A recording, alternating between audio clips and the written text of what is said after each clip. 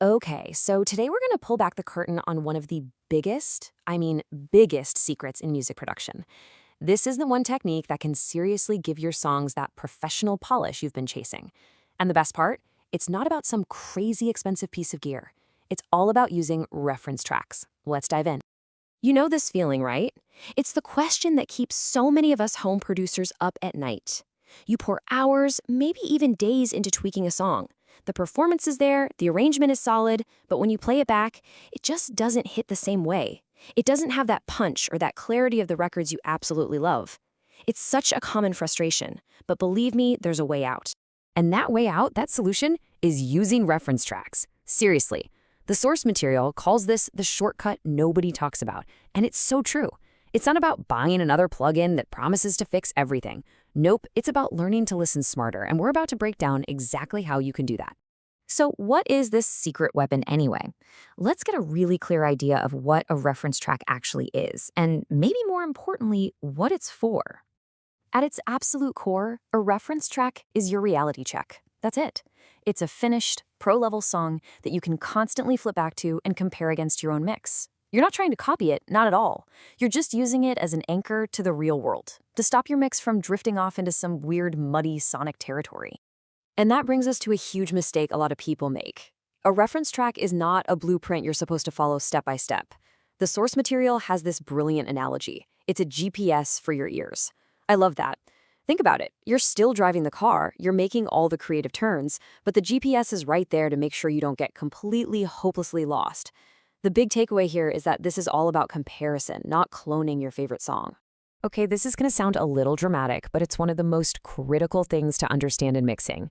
To really get why reference tracks are so vital, you have to accept a hard truth. When you're working alone for a long time, your ears can be, well, completely unreliable. So this is something called auditory adaptation. You know how it goes. When you first start a session, everything feels fresh. Your perception is sharp. But an hour in, your brain starts getting used to what it's hearing. So you nudge the vocals up a little. You add a bit more bass because it feels good. Then, 2 hours later, sounds that are objectively harsh or muddy can seem totally normal. You've basically started mixing inside a bubble. And this is the real magic of a reference track. The second you switch from your mix to a professional one, your brain just snaps back to reality. Boom. Suddenly, that boomy low end is super obvious. Those piercing cymbals are impossible to ignore. A reference track is the reset button that just pops that bubble, letting you hear your own mix with fresh, objective ears again. Okay, let's get practical. If we're not trying to make our song sound exactly like the reference, what should we actually be listening for? What's the game plan? We're focusing on the big picture stuff here. Don't get bogged down trying to dissect every tiny reverb tail or delay throw. Instead, you want to analyze the fundamental relationships in the mix, the overall balance of everything, the tonal shape from bass to treble, the dynamic energy and punch, how wide it feels, and that tricky sense of loudness that really comes from clarity, not just cranking the volume. This should be your first and probably most important question. Just flip between your track and the reference. How is their vocals sitting? Is it right on top of the mix, or is it kind of blended in? Now, how is yours? Is it buried in comparison, or is it maybe sticking out way too much? Just this one comparison can often fix the most important part of your mix's entire balance. Ah, low end. This is a notorious problem area, especially for home studios. It's so easy to add way more bass than you need just because it sounds and feels good in your room. But when you A/B it against a pro track, you'll probably be shocked at how controlled and tight the bass actually is. So the question isn't just, is the bass loud enough? It's, where does it sit, and is it defined or just a big muddy mess?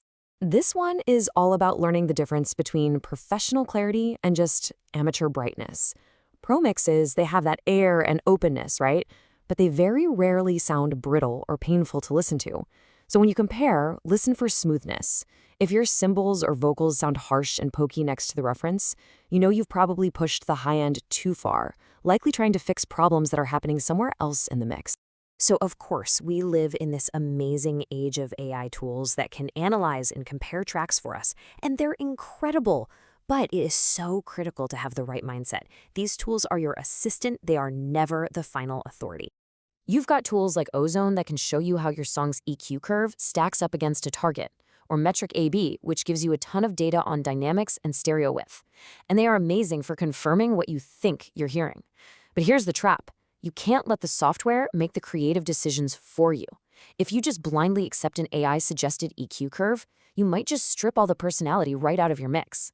The goal is to use these tools to learn and to guide your ears, not to follow their orders. And really, this is what it all comes down to. This is the absolute core of it. AI is trained on averages. It has no idea that your song is supposed to be raw and vulnerable or maybe super aggressive. It doesn't understand context or emotion. So if a tool flags something as wrong, but you know it feels right for the song, trust your gut. Art always gets the final say. Look, this isn't just a one-time trick you use for a single mix. The real power, the long-term benefit, comes from turning this into a consistent practice that fundamentally trains your ears over time.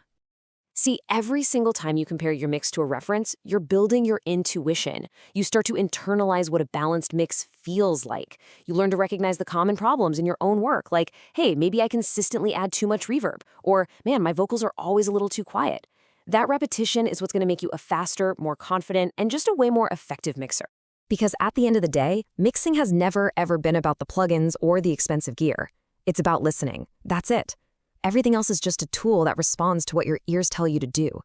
And using reference tracks is simply the most effective way to train that core skill, giving you real-world context instead of just leaving you to guess in the dirt. So the next time you sit down to work on your music, I want you to ask yourself this question. Are you truly listening with objective, real-world context, or are you just mixing in a bubble? Using a reference track is the simplest, most powerful way to make sure that the art you're creating connects with the world in exactly the way you want it to.